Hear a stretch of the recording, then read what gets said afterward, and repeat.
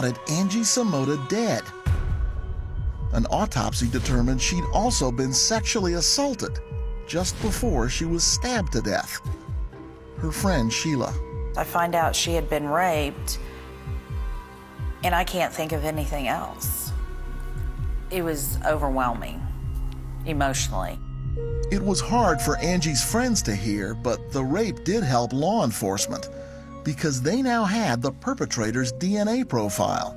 But back in the mid-'80s, that wasn't the help it would be today. Back in 1984, they could at least do a type of blood testing where they can determine whether or not an individual is a secretor or a non-secretor, basically narrow it down to 20% of the population. Roughly 80% of Americans are secretors, meaning their bodily fluids contain markers for blood type.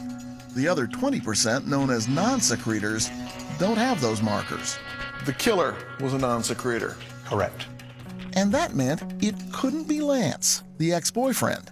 Angie's friends say she told them Lance had threatened her with a knife. Blood tests revealed Lance was a secretor. In addition, Lance had an alibi, putting him 370 miles away on the night of the murder. He was staying with his parents in Amarillo, working at the local gym there, and so they were satisfied that he was not in town when this took place. So he was eliminated based on that. And what about Ben, Angie's oddly unemotional boyfriend, who officers thought acted strangely the night of the murder?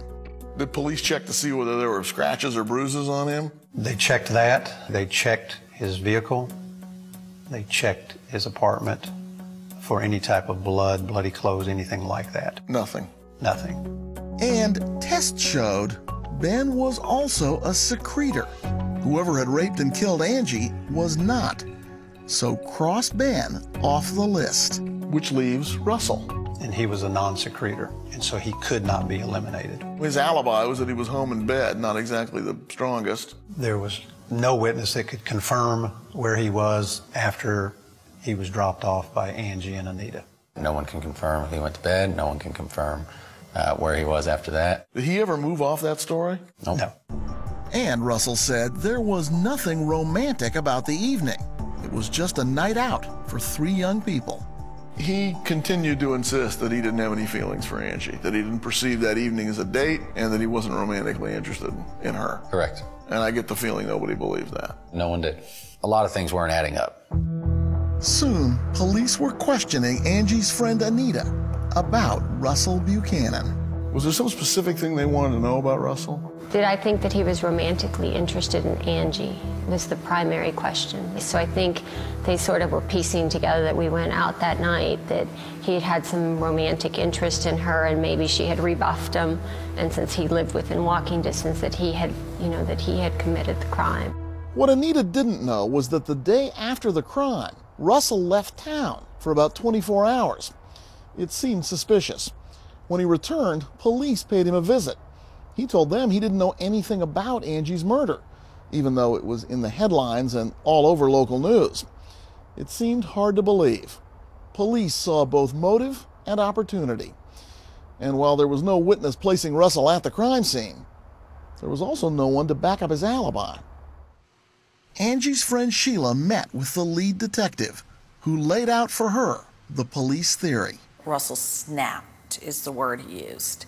And then he grabbed a knife, took her into the room, and proceeded to rape her. This is probably the one and only murder he will do, that it was just a passionate moment, and he snapped, and he's going to be back to his old calm self. Investigators asked Sheila to have dinner with Russell and ask him about his whereabouts the night of the murder. She agreed. It was so uncomfortable. Here I am sitting across from this man thinking, I'm eating dinner with a murderer. I'm getting into a car with a murderer. This guy murdered my roommate. But even to Sheila, Russell stuck to his story, just as he had a couple of weeks after the murder when police asked him to take a lie detector test. In fact, Russell was found to be truthful when he was asked questions about Angie's murder. But about 3 months later, Dallas police took a second look. And they looked at the polygraph again and came to a consensus that he was deceptive on those questions. That's a big difference from the way his original polygraph results were perceived. Huge. They had their guy now. I did not want to believe that it was somebody close to her. It was more than I could handle. Did you think police were going to charge Russell? Oh, yes, absolutely. But they didn't. Russell hired an attorney and stopped talking with police. They told me that he had lawyered up and they couldn't touch him. They also said that Russell was leaving the country. So, of course, he was leaving the country. He lawyered up.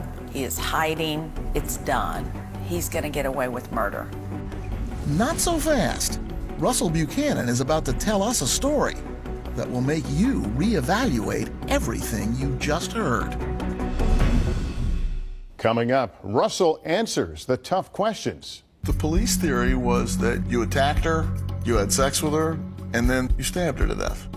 And then, will investigators finally have a way to know if he's telling the truth? They did have a sample that, in today's technology, could be tested to try and find a DNA standard. When In the Middle of the Night continues.